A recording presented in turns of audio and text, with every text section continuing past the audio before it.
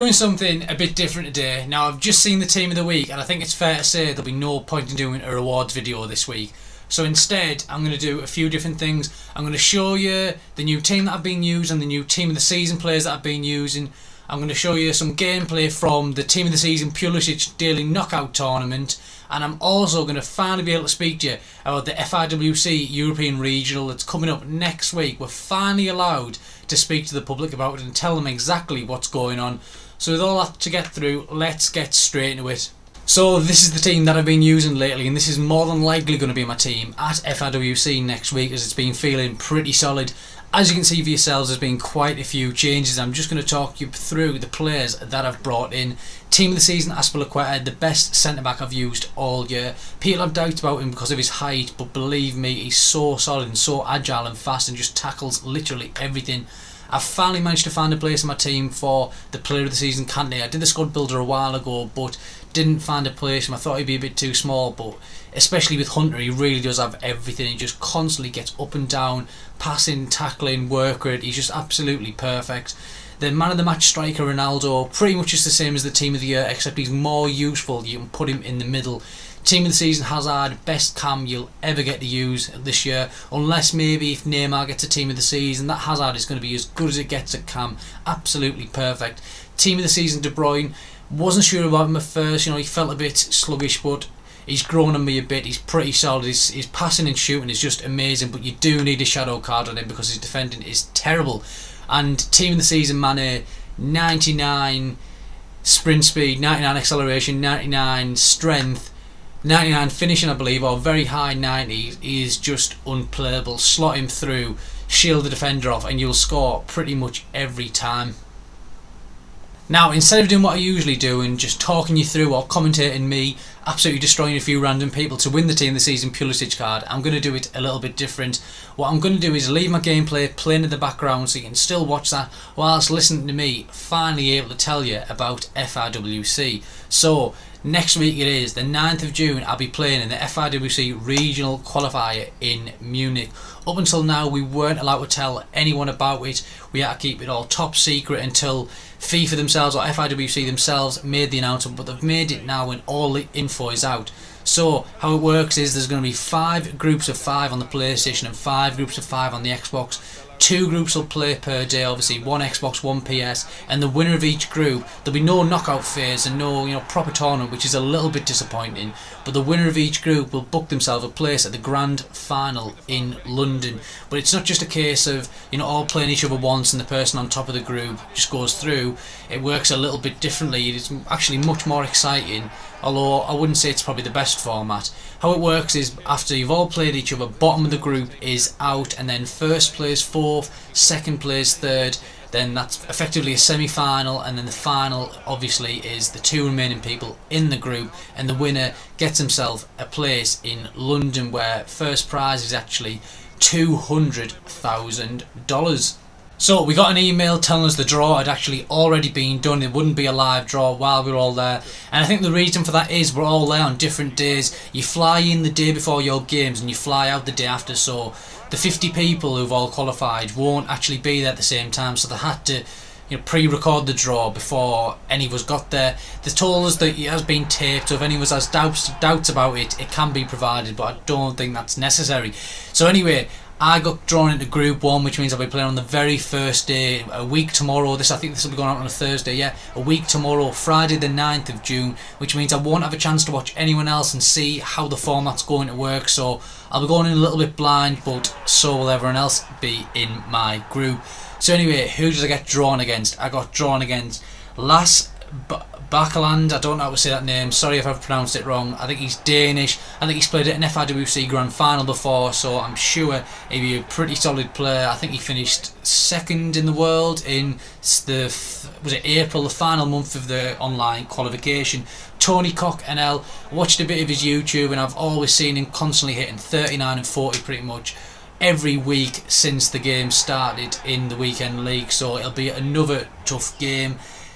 Sehan, the winner of the virtual Bundesliga, the winner of the PS4 Paris bracket for FUT Champions Season 1, the winner of another huge German title. He really has had a pretty outrageous year, and I think it's fair to say he'll be the toughest opponent in my group, and I think most people will be making him the favourite.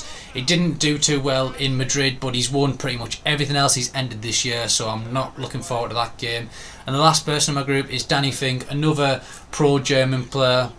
I watched a few games of his at the VBL, and he's going to be another solid player. So overall, I've got a pretty tough draw. But when you look at the other groups, I don't think there was an easy group. So I'm going to see. I'm still confident I can get through. I'm at least confident I won't finish bottom and I'll get to the knockout stage. But saying that, I could look back at this video and regret saying it. But I'm confident. I think I've got a decent chance of going through, but I think it's going to be all about how I adapt to playing offline. This is going to be the first time I've played in an offline tournament since Las Vegas in 2013, where I did make it to a quarter-final and won $3,500. So it's fair to say that the group draw could have been a lot kinder at me, but when you look at some of the other groups, you realise I have actually dodged quite a few of the big names. I'm looking at the groups on my phone here. I mean, in Group 2 we've got Zim, Preet, Bruma. In Group 3 we've got Dr. Ahano, Boris, Principe. Group 4 we've got Deto, Benedict Salzer, Aggie. Group 5 Lucasino, Mo Bamayang, and I'm sure there's some other top players in and amongst that whose names I'm just not too familiar with. So yeah, I mean, I think most of the PS4 groups are quite evenly balanced. I don't think there's one that really stands out head and shoulders above the rest, and I don't think there's a group where everyone thinks, oh, I wish I was in that group, because I don't think there's a weak group at all. Unlike on Xbox, where, I mean, if you look at the Xbox group, just got them up here, the first group has Dax, Tim Latka, Monaco, Ray Rise, I don't know how to say his name, sorry, but he's a good player. I've seen him play at some tournaments, and #TAS. I mean, imagine being in that group. You really wouldn't fancy your chances, would you? If you do want to see the groups for yourself, you can go to my Twitter. I've posted a photo of them there. There's a photo of them on Fiwc's Twitter, along with a few other pro players. I think the groups have been played in chronological order. I think that's how it's going to work. I think Group 1 on both consoles is going to be played on a week tomorrow, Friday, and then there's going to be a break for the week, and I'm not sure why, but there's going to be no groups the couple of days after mine's played. And then the Monday will be Group 2, the Tuesday will be Group 3, the Wednesday will be Group 4, and the Thursday will be Group 5, and then you'll have all your European Grand finalists. I don't want to make any predictions because things like that do tend to come back and bite you on the arse, but I'd say I am pretty confident, a bit nervous as well, but nervous. Confidence is what I like to call it. Another thing I should point out as well is apparently, well, at the moment there's not going to be a live stream. Don't ask me how, why, or whose idea that was, but at the moment no live stream, so you won't be able to watch the games. Even though this is a qualifier for the biggest tournament in FIFA history, they decided it wouldn't benefit anyone to let people at home watch the games. So if you want to stay updated, you want to be following my Twitter, FIWC's Twitter, or I think Footwiz have been at most of the tournaments this year. Not sure if they're going to be there for the full 5 days, but yeah, I think Twitter is your best bet to stay updated. I think I've covered pretty much everything to do with FIWC now. Then all that's left to say is Friday the 9th of June, on the morning by the way, a week tomorrow. Keep an eye out, and hopefully my first major tournament in over 4 years, it's going to be a successful one, and I can get myself a grand final place at the FIWC in London in late August. Anyway, if you've been watching the gameplay in the background, you may have noticed I haven't even conceded a goal in this tournament. This new team is feeling really, really smooth. The team of the year, Marcelo, there is by far the best left back I've used, and I think the best left back I will ever use. I've seen quite a few people now using the team season Marcos Alonso, but not for me. Tested him out a couple of games, didn't feel like Marcelo, just wasn't the same at all.